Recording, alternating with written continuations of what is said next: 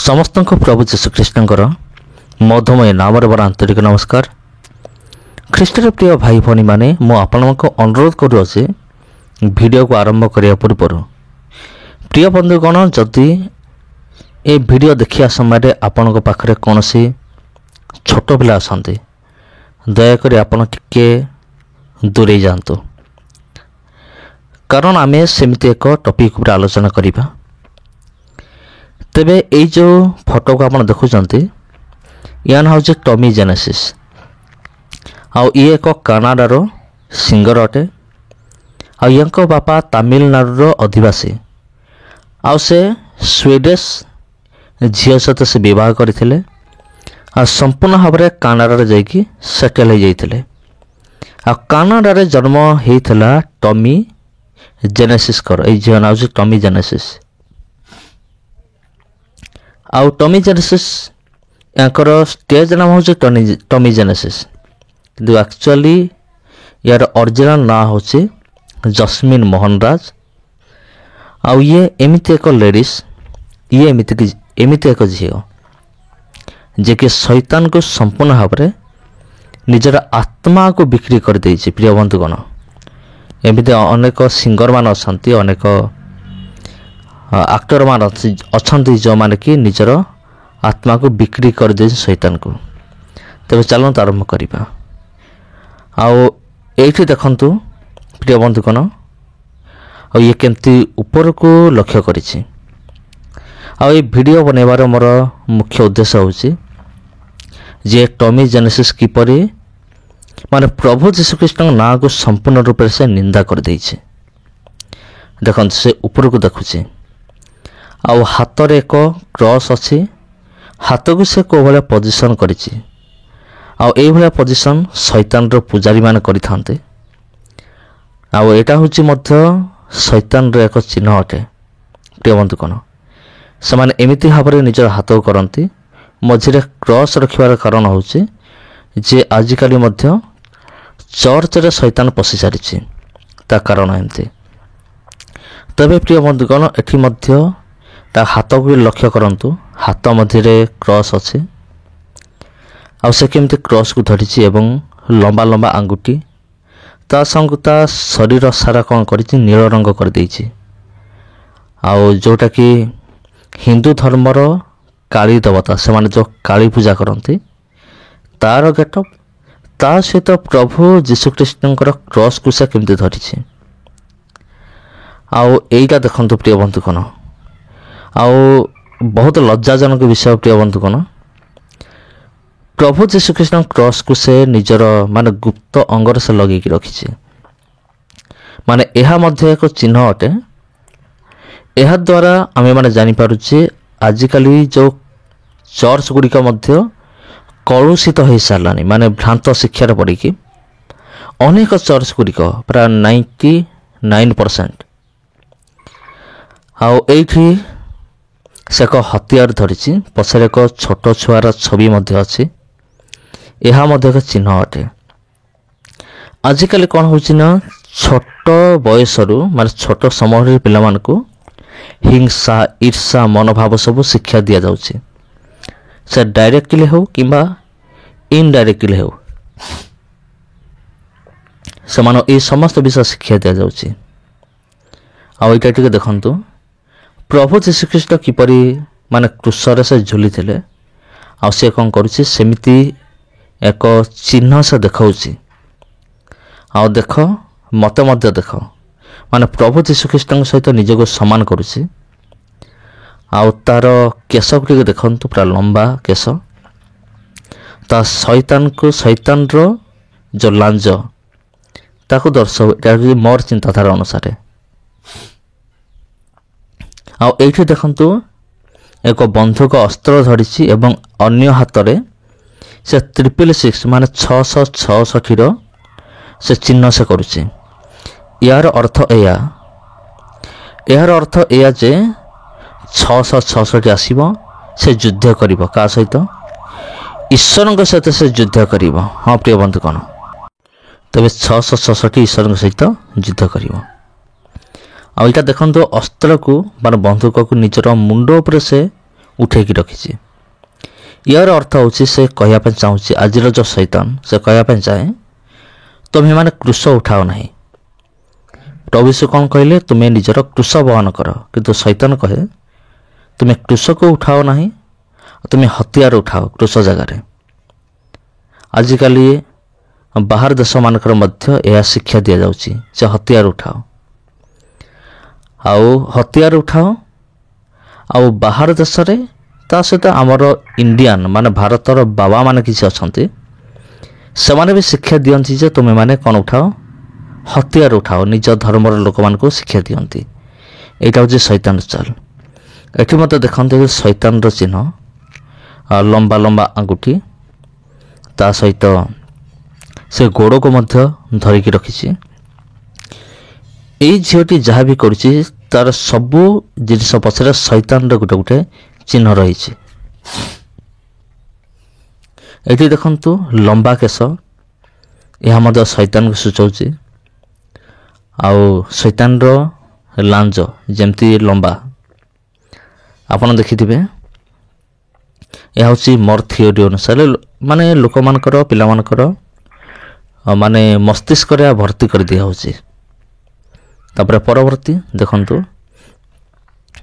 ଏଟା ସେ ଶୋଇକି ଗୋଟେ ପ୍ରକାର ସେ ଆକ୍ଟିଂ କରୁଛି। ଆଉ ଏହା ମଧ୍ୟ ଆମେମାନେ ଦେଖିପାରୁଛୁ ଶୈତାନର ଚିହ୍ନ ଏଠି ମଧ୍ୟ ଆମେମାନେ ଦେଖିବାକୁ ପାରୁଛୁ। ଯଦି ଆପଣ ଧ୍ୟାନର ସହ ଦେଖିବେ ଆପଣ ଜାଣିପାରିବେ। ଆଉ ଏ ସମସ୍ତ ବିଷୟ ଦେଖିବା ନିମନ୍ତେ ଲଜ୍ଜା ବୋଧ ଲାଗୁଥିଲେ ମଧ୍ୟ ତଥାପି ମୁଁ ଦେଖେଇଲି, କାରଣ ଏ ସମସ୍ତ ବିଷୟ ଜଣେଇବା ଆପଣମାନଙ୍କୁ ନିହାତି ଜରୁରୀ ଅଟେ।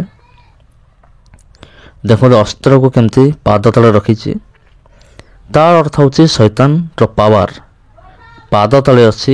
ଏଇଟା ଶୈତାନ କ'ଣ କରୁଛି?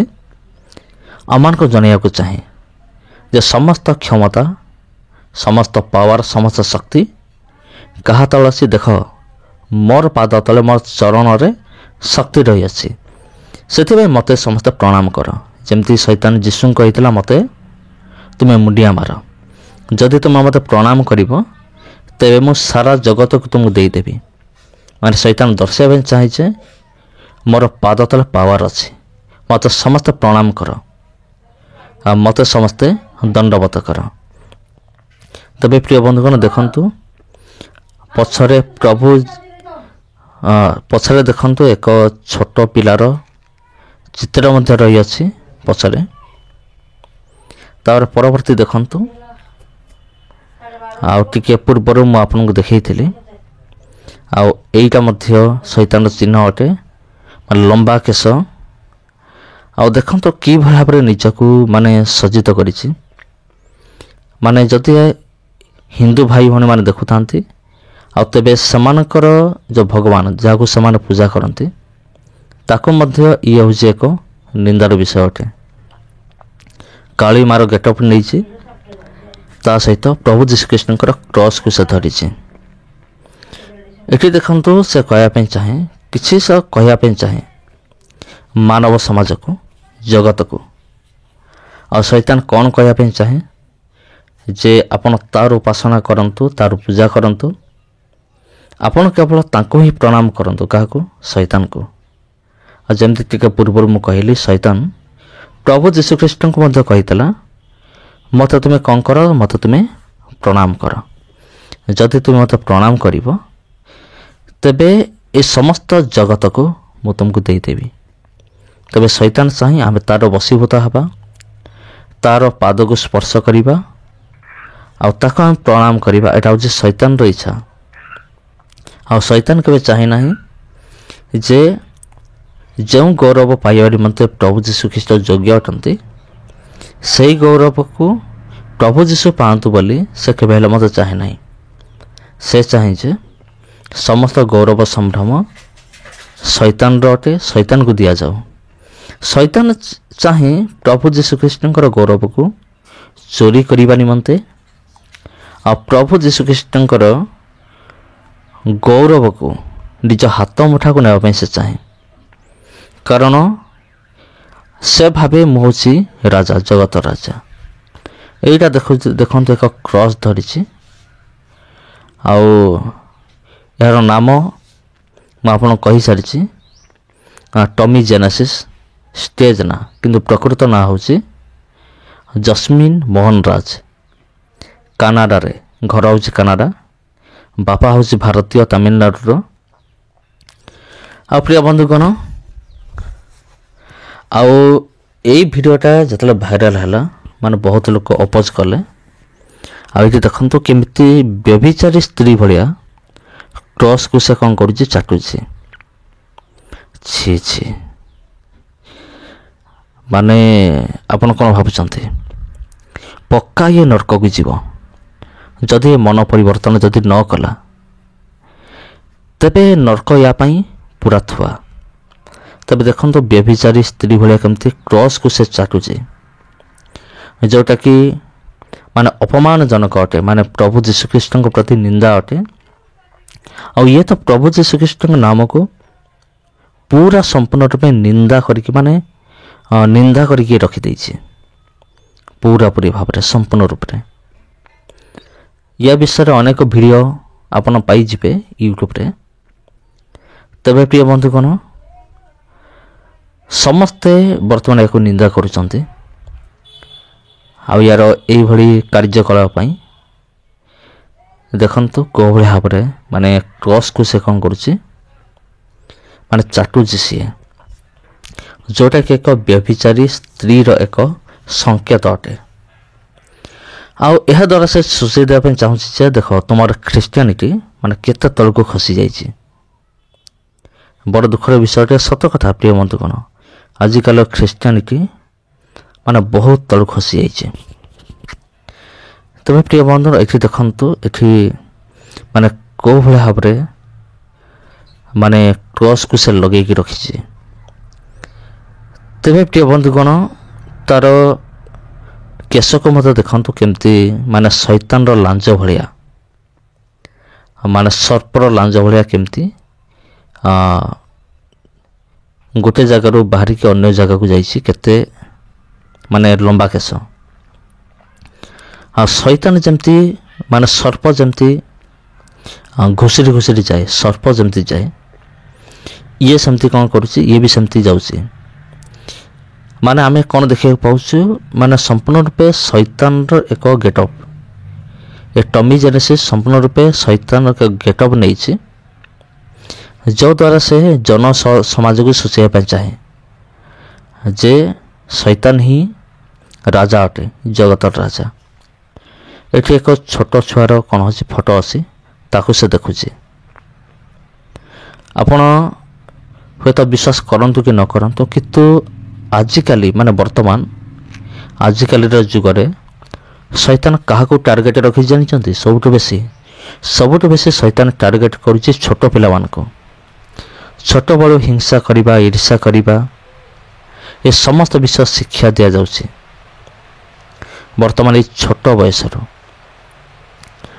ଆଉ ଟମି ଜେନେସିସ୍ ଯିଏ, ଆଉ ସେ ଏ ସମସ୍ତ ବିଷୟକୁ ନିଜର ଆକ୍ଟ ମାଧ୍ୟମରେ ମାନେ ପ୍ରକାଶ କରିବାକୁ ସେ ପ୍ରକାଶ କରିଦେଇଛି। ଆପଣ ଦେଖନ୍ତୁ, ଆଉ ବହୁତ ଦୁଃଖର ବିଷୟ ହେଉଛି କ'ଣ, ପ୍ରଭୁ ଯୀଶୁଖ୍ରୀଷ୍ଟଙ୍କ ନାମକୁ ଏଇଭଳି ଭାବରେ ନିନ୍ଦା କରିଦେଇଛି, ଆଉ ଯେଉଁଟାକି ବହୁତ ବଡ଼ ଦୁଃଖର ବିଷୟ ଅଟେ ପ୍ରିୟ ବନ୍ଧୁଗଣ। ତେବେ ଏଠି ମଧ୍ୟ ଦେଖନ୍ତୁ, ସେ କ୍ରସ୍କୁ କେଉଁ ଜାଗାରେ ରଖିଛି ଆପଣ ଟିକେ ଦେଖନ୍ତୁ। ମାନେ ଏମିତି ନିନ୍ଦା କରିଛି ପ୍ରଭୁ ଯୀଶୁଖ୍ରୀଷ୍ଟଙ୍କୁ, ମାନେ ଏମିତି ନିନ୍ଦା କରିଦେଇଛି, ମାନେ ତାହା ହେଉଛି କଳ୍ପନାର ବାହାରେ। ମାନେ ଯେଉଁ କ୍ରୁଶ ଉପରେ ପ୍ରଭୁ ଯୀଶୁଖ୍ରୀଷ୍ଟ ମାନେ ନିଜର ପ୍ରାଣକୁ ବଳି ଦେଲେ, ସାରା ଜଗତକୁ ମାନେ ମୃତ୍ୟୁରୁ ଉଦ୍ଧାର କଲେ, ପାପରୁ ପରିଷ୍କାର କଲେ, ସେ କ୍ରୁଶର ନିଦର୍ଶନକୁ ଏ ସ୍ତ୍ରୀ ଲୋକଟି କେଉଁଠି ମାନେ ପ୍ରକାଶ କରିଛି ଦେଖନ୍ତୁ। ତେବେ ଟମି ଜେନେସିସ୍, ଆଉ ମୁଁ ଆଉ କ'ଣ କହିବି ପ୍ରିୟ ବନ୍ଧୁ, କ'ଣ ଆପଣ ତ ସବୁକିଛି ଦେଖୁଛନ୍ତି, ସବୁକିଛି ଦେଖିଲେ। ଆଉ ବହୁତ ବଡ଼ ଲଜ୍ଜାର କଥା, ବହୁତ ବଡ଼ ଲଜ୍ଜାଜନକ ବିଷୟ ପ୍ରିୟ ବନ୍ଧୁ। କ'ଣ ଆଉ ଆପଣ ଏ ବିଷୟରେ କ'ଣ ଭାବୁଛନ୍ତି କମେଣ୍ଟ କରନ୍ତୁ। ନିଶ୍ଚିତ ଭାବରେ ଆକ୍ସନ୍ ନେବା ଦରକାର ୟା ବିରୁଦ୍ଧରେ। ମାନେ ଆମର ସାମ୍ବିଧାନିକ ହିସାବରେ ଆମର ଜାଗତିକ ଆଇନଗତ ହିସାବରେ ନିହାତି ଭାବରେ ଆକ୍ସନ୍ ନେବା ଦରକାର। କିନ୍ତୁ ମୁଁ ଜାଣିନି ଏପର୍ଯ୍ୟନ୍ତ ୟା ନାଁରେ ଏଫଆଇଆର୍ ହେଇଛି ନା ହେଇନାହିଁ ମୁଁ ଜାଣେ ନାହିଁ। କିନ୍ତୁ ଯାହା ହେଲେ ବି ୟା ନାଁରେ ଏଫଆଇଆର୍ ମାନେ ଦାୟର ହେବା ଦରକାର। କାରଣ ଇଏ ଯେଉଁ ଭାବରେ ପ୍ରଭୁ ଯୀଶୁଖ୍ରୀଷ୍ଟଙ୍କ ନିନ୍ଦା କଲା, ମାନେ ବହୁତ ନିନ୍ଦା କରିଦେଇଛି ସାଂଘାତିକ ଭାବରେ। ମାନେ ଆଜିକାଲି ଲୋକମାନେ ଦେଖନ୍ତୁ ଫେମସ୍ ହେବା ପାଇଁ, ବିଖ୍ୟାତ ହେବା ପାଇଁ ଆଜିକାଲି ଲୋକମାନେ ସେମାନେ କ'ଣ ନ କରୁଛନ୍ତି। ଆଉ ଇଏ ଏମିତି ଗୋଟେ ଗେଟଅପ୍ ନେଇଛି ଦେଖନ୍ତୁ, ଆଉ ଯଦ୍ୱାରା ଫେମସ୍ ହେବା ପାଇଁ ସେ ଚେଷ୍ଟା କରୁଛି। Tommy Genesis. ଆଉ ଦେଖନ୍ତୁ ପଛରେ ଏକ କୃଷ କାଠ ଅଛି, ଆପଣ ଦେଖନ୍ତୁ। ଆଉ ଗୋଟେ କ୍ଲିପ୍ ମୁଁ ଆପଣଙ୍କୁ ଦେଖେଇବି।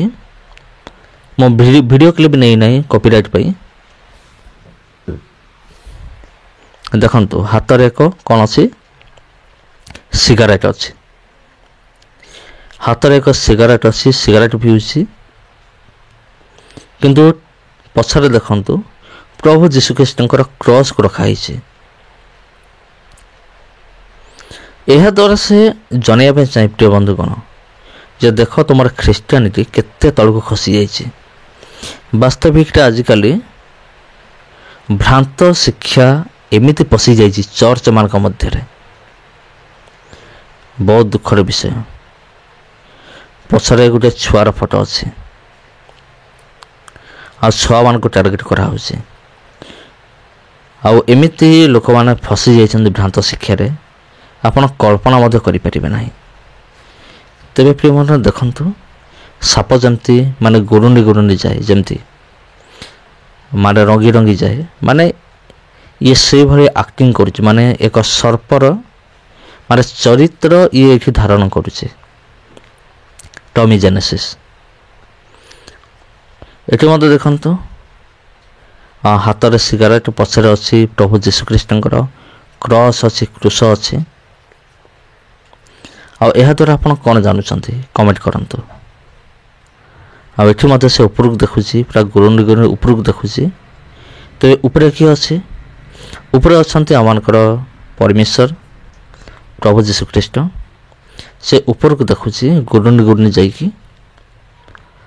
ଆଉ କିଛି ପ୍ରଶ୍ନ ହୁଏତ ୟା ମନରେ ଥାଇପାରେ, କାରଣ ଆପଣ ଦେଖିଥିବେ ପ୍ରଭୁ ଯୀଶୁଖ୍ରୀଷ୍ଟଙ୍କ ନାମକୁ ସମ୍ପୂର୍ଣ୍ଣ ରୂପେ ମାନେ ପୁରା ନିନ୍ଦା କରିଦେଇଛି। ଆଉ ହାତରେ ସିଗାରେଟ୍ ଧରିକି ମାନେ ଆପଣ କ'ଣ ଭାବୁଛନ୍ତି, କ'ଣ ଇଏ କହିବା ପାଇଁ ଚାହୁଁଅଛି? ଆଉ ପଛରେ କ୍ରସ୍ ଅଛି, ହାତରେ ସିଗାରେଟ୍ ଅଛି। ମାନେ ଦେଖନ୍ତୁ, ଆଉ ଖ୍ରୀଷ୍ଟିଆନିଟି କେତେ ଯେ ତଳକୁ ଖସିଯାଇଛି। ମାନେ ଇଏ ଯାହା ବି କିଛି ଚିହ୍ନ କରୁଛି ସେଇ ପଛରେ କିଛି କାରଣ ଅଛି। ବର୍ତ୍ତମାନ ଏହି ଚିହ୍ନକୁ ଏକ ପିରାମିଡ଼ ବା ତ୍ରିଭୁଜ ଆକୃତିର ଗୋଟେ ଚିହ୍ନ ଆପଣ ଦେଖିପାରୁଥିବେ। ଇଏ ମଧ୍ୟ ଇଲୁମିନାଟି, ଆପଣ ଦେଖିଥିବେ ଇଲୁମିନାଟିର ସଂକେତ ଅଟେ। ମାନେ ତ୍ରିଭୁଜ, ଟ୍ରାଇଙ୍ଗଲ୍ ଇଂରାଜୀରେ କହନ୍ତି, ଯେଉଁଟାକି ଶୈତାନର ମଧ୍ୟ ଏକ ଆଡ୍ଡା ଅଟେ। ଏଠି ହାତରେ ଅସ୍ତ୍ର ଅଛି, ଦେଖନ୍ତୁ ସେ କୋଭଳି ଭାବରେ ବସିଛି, ହାତରେ ଅସ୍ତ୍ର ଅଛି। ଅସ୍ତ୍ର ଧରିକି ସେ ପ୍ରଦର୍ଶନ କରୁଛି। ଆଉ ଯେପରିକି ଯୁଦ୍ଧ କରିବା, ଈର୍ଷା କରିବା, ହିଂସା କରିବା। ଆଉ ଏ ସମସ୍ତ ଚିହ୍ନ ଗୁଡ଼ିକ ଏ ଫଟୋ ମାଧ୍ୟମରେ ଆପଣମାନେ ଦେଖିପାରୁଥିବେ। ଆଉ ଏଠି ମଧ୍ୟ ଦେଖନ୍ତୁ କେମିତି ଉଲ୍ଟା ସେ ଶୋଇଛି, ଉଲ୍ଟା। ଆଉ ଆପଣ ଜାଣିଥିବେ ଯେ ଶୈତାନର ପ୍ରତ୍ୟେକ କାର୍ଯ୍ୟକଳାପ ପ୍ରଭୁ ପରମେଶ୍ୱରଙ୍କର କାର୍ଯ୍ୟଠାରୁ ପୁରା ସମ୍ପୂର୍ଣ୍ଣ ବିପରୀତ ଅଟେ। ଆଉ ଏଇଟା ତାର ଏକ ଚିହ୍ନ ଅଟେ, ତାର ଏକ ପ୍ରତୀକ ଅଟେ, ଆପଣ ଦେଖିପାରୁଥିବେ। ତେବେ ପ୍ରିୟ ବନ୍ଧୁଗଣ, ଆପଣମାନଙ୍କୁ ପ୍ରତ୍ୟେକଙ୍କୁ ମୋର ଆନ୍ତରିକ ନମସ୍କାର। ଆଉ ଏଇ ଭିଡ଼ିଓ ଦେଖିଲା ପରେ, ଏ ସମସ୍ତ ବିଷୟ ଦେଖିଲା ପରେ ଆପଣଙ୍କର ଚିନ୍ତାଧାରା କ'ଣ କମେଣ୍ଟ କରନ୍ତୁ। ଆଉ এই ভিডিওକୁ ଆପଣ ସେଇମାନଙ୍କ ପାଖକୁ ସେୟାର କରନ୍ତୁ, ମାନେ ଛୋଟ ପିଲା ହେଇନଥିବେ, ଯେଉଁମାନେ କି ବୁଝିବା ସୁଝିବା ଏମିତି ଲୋକମାନଙ୍କ ପାଖକୁ କେବଳ এই ଭିଡ଼ିଓକୁ ଆପଣ ସେୟାର କରନ୍ତୁ। କାରଣ এই ଫଟୋ ଗୁଡ଼ିକ ଆପଣ ତ ଦେଖିଲେ ଏଟା ଏମିତି ବିଷୟ ଗୁଡ଼ିକ ଏହି ଭିତରେ ରହିଅଛି ଯେଉଁଟାକି ଛୋଟ ପିଲାମାନଙ୍କୁ ଦେଖାଇବା ବିଲକୁଲ ବି ଉଚିତ ନୁହେଁ, ଅନୁଚିତ। ତେବେ ଯଦି ଆପଣ ଦେଖୁଛନ୍ତି ନିଜେ ଦେଖନ୍ତୁ, ସାଇଡ୍ ହେଇକି ଦେଖନ୍ତୁ ପ୍ରିୟ ବନ୍ଧୁଗଣ। ଆଉ ଆଜିର ଭିଡ଼ିଓରେ ଆମେ ଏଇଠି ରହିବା। ଆଉ ଭିଡ଼ିଓ ଭଲ ଲାଗିଥିଲେ ଭିଡ଼ିଓକୁ ସେୟାର କରନ୍ତୁ, ଚ୍ୟାନେଲକୁ ସବସ୍କ୍ରାଇବ୍ କରନ୍ତୁ। ପୁଣି ଭେଟ ହେବା ଆପଣଙ୍କ ସହିତ ଆଉ ଗୋଟେ ଭିଡ଼ିଓରେ, ଆଉ ଗୋଟେ ଅଧ୍ୟାୟରେ। ସେ ପର୍ଯ୍ୟନ୍ତ ସମସ୍ତଙ୍କୁ ପ୍ରଭୁ ଯୀଶୁ ଖ୍ରୀଷ୍ଟଙ୍କର ମଧୁମୟ ନାମରେ ମୋର ଆନ୍ତରିକ ନମସ୍କାର।